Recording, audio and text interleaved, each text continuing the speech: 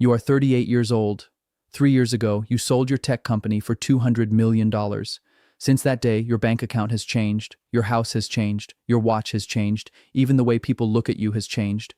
But tonight, standing in the middle of this ballroom, you understand something for the first time. Not everything changed. Above you, a crystal chandelier casts a soft glow across the room. On the walls are old portraits of families whose names are carved into museums, hospitals, and university buildings. Waiters replace champagne glasses without making a sound. Conversations happen in low voices, as if being loud here would already be a mistake. You are wearing an expensive suit. Many of the people standing around you have never built a company, never made payroll, never been rejected in an investor pitch. And yet tonight, they are the ones who seem natural. And you are the guest. Nobody is rude to you. Nobody ignores you. Nobody asks you to leave. In fact, everyone is polite.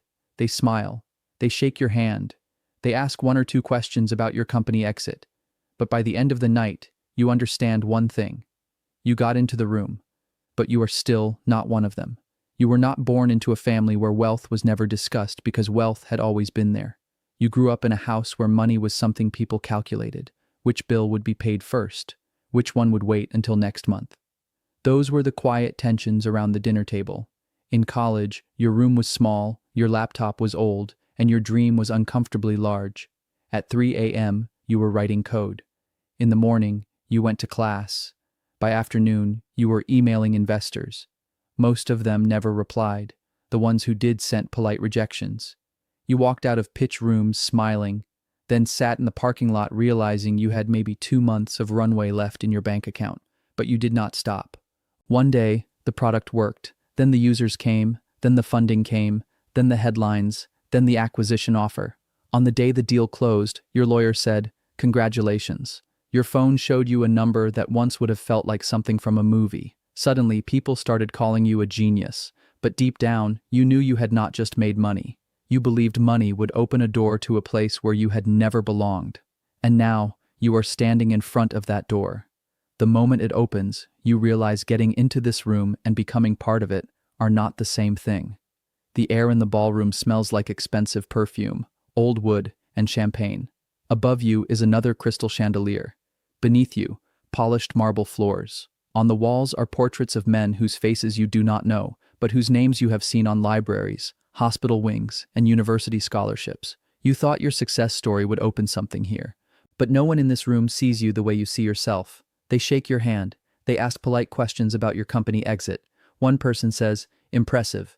Another smiles, as if he really means it, but the conversation never lasts more than a few seconds. Very quickly, they return to familiar names, old schools, summer houses, and family friends whose relationships began before they were even born.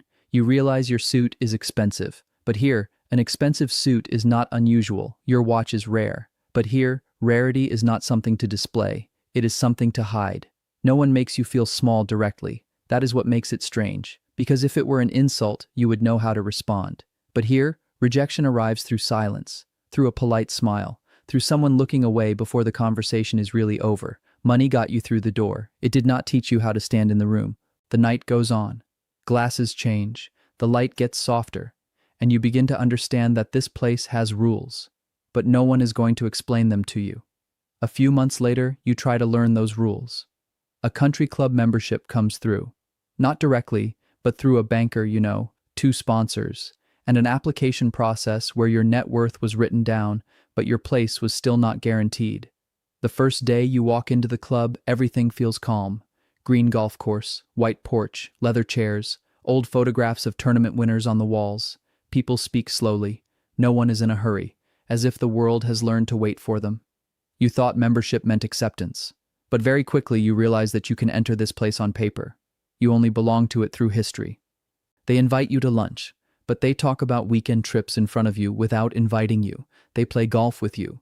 But after the game, in the corner of the bar, the smaller circle talks in a way that makes it clear you do not really need to hear it. You explain your story, how you built the company, how many times you failed, how the exit happened. They nod. Then someone casually mentions that his grandfather was on the founding committee of the club. That is when you understand. You came here with achievement. They came here with inheritance.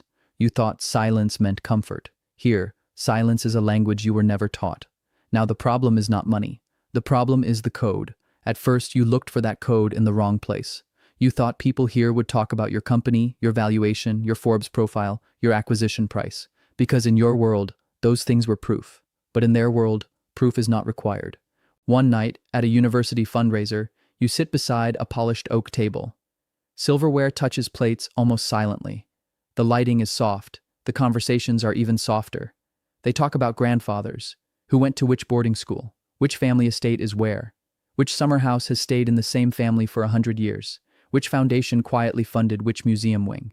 You begin to understand that for them, history is currency. You have achievement. They have origin. An older man looks at you and asks casually, "Which family are you from?"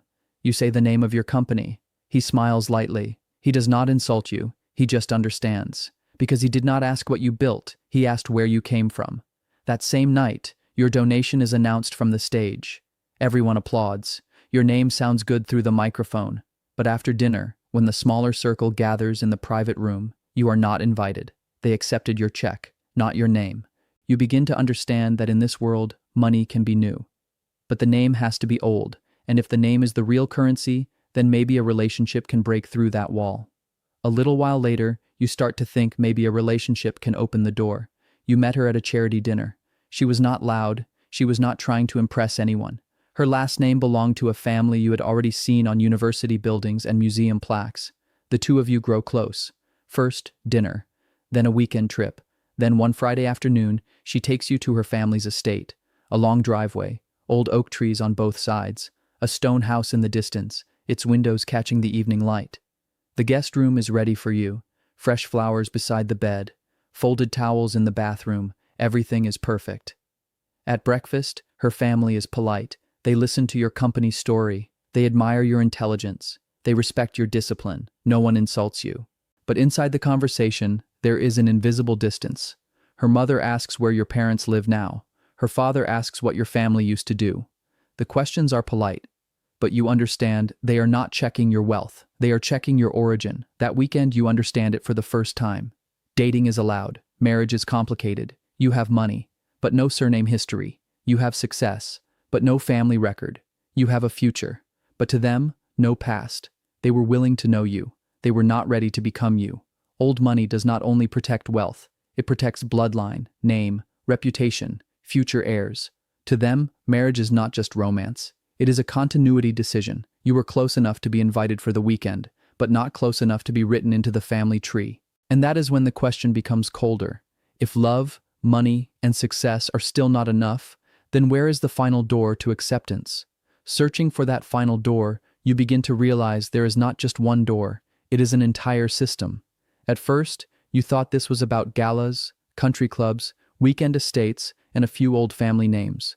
But slowly, the same names keep appearing again and again.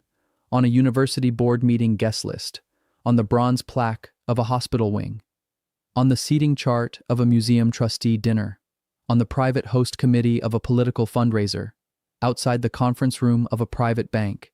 You start to see that they do not hire each other. They already know each other. Their children go to the same schools. Their attorneys come from the same firms. Their trusts are managed in the same quiet offices. Their family offices look at the same investment deals, give to the same foundations, and endow chairs at the same universities. Your wealth can be seen in a bank account. Their wealth is hidden inside institutions. You can sponsor an event, but you cannot sponsor the history of the event. You can get a board seat, but you cannot buy the 3 generations that sat on that board before you. You can put your name on a wing, but you cannot enter the memory of the old donor circle that built the building. Power here is not loud. It does not wear logos. It does not ask for headlines. It quietly sends calendar invites, quietly votes, quietly knows whose son will go to which school, whose foundation will fund which cause, and which family should stay away from which scandal. You thought you were trying to enter a social circle. You were standing outside an ecosystem, and then you understand. Money can buy an event, but it cannot buy a century-old trust. Still, you try, because walking away feels too much like admitting they were right. Because your entire life, problems have been solved through action. If a door was closed, you built a product. If investors said no, you showed revenue. If people did not believe you, you showed results. So this time, you try to show results again. You sponsor a museum gala. Your name is printed in small gold letters at the bottom of the invitation card.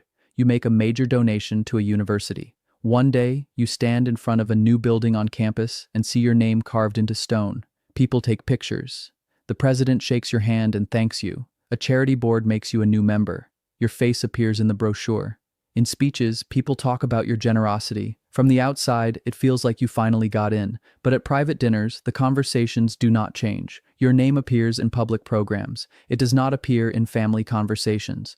That is when you realize old money gives, because giving is part of the family's continuity. You are giving as an entry fee. You are giving as an entry fee, and they can see the difference. They thank you in public. They measure you in private, because acceptance was never a transaction. The more you try, the clearer one thing becomes. The problem was never the amount of money. You have enough money, more liquid wealth than many of them. Tomorrow, you could buy another house, charter a private jet, sponsor an entire gala. But the secret of old money is not more money. The secret is time. They live with wealth as if it is not an achievement, but a kind of family weather. It has always been there. It will always be there. There is no need to announce it. You created wealth. They normalized it. You want to explain your success because your life is built on proof. The late nights, the risks, the rejections, the moments you almost failed. Those things are part of your identity. They do not explain. Because their status is not an argument, it is an inheritance. To them, restraint is a language. Continuity is a strategy. Family memory is an asset. Inherited trust is an invisible passport. You thought money was the key to their world. Then you arrived and realized money was only the admission ticket. Money can get you into the room. It cannot buy you belonging. And now the question in front of you changes. Are you going to chase their acceptance for the rest of your life? Or are you going to start building your own legacy? At some point, you understand they did not reject you because you were poor. They never fully accepted you because you were new. At first, that realization feels like an insult. Then, slowly, it begins to feel like freedom. Because if belonging is not for sale, then you can stop trying to buy it. You stop searching for hidden meaning in every dinner invitation. You stop treating every polite pause like a personal failure. You stop trying to place your name beside every old surname. You begin to understand that getting a seat at their table is not the final achievement of your life. Maybe the real work is building your own table. You create a family office, but not to imitate them. You build a foundation, but not as an entry ticket. You structure your investments so your children do not inherit only money, but discipline. You teach them that money is not identity. Money is responsibility. You do not tell them they are special. You teach them that wealth without character is only an expensive weakness. Slowly, you stop standing at the door of their world. You begin building your own history, and for the first time, you understand something. Whether old money accepts you or not is no longer the final question. The final question is whether you can build something that outlives you. Years later, you stand outside another ballroom. Inside, the light is soft. Glasses clink quietly. Old families are laughing as if the world already knows them. Their names are on the walls. Their seats are at the tables. Their history is in the conversations. This time, you do not look at the door the same way. Once you thought that if the door opened, everything would be finished. If you made money, respect would come. If respect came, invitations would come. If invitations came, belonging would come. But now you understand. You were never really trying to break down the door. You were trying to buy belonging. And belonging is not for sale. It is either born or it is built slowly over time. You never became one of them. But that no longer feels like failure. Because maybe every old family was once new. Maybe every legacy began with someone's first decision. Inside, what they are protecting is not just wealth. They are protecting time. And what you were chasing was not just money. You were chasing permanence. That night, you finally understand. You could not enter their story, but you can become the first chapter of your future generation. You spent your life earning what they inherited. They spent their lives protecting what you spent yours chasing.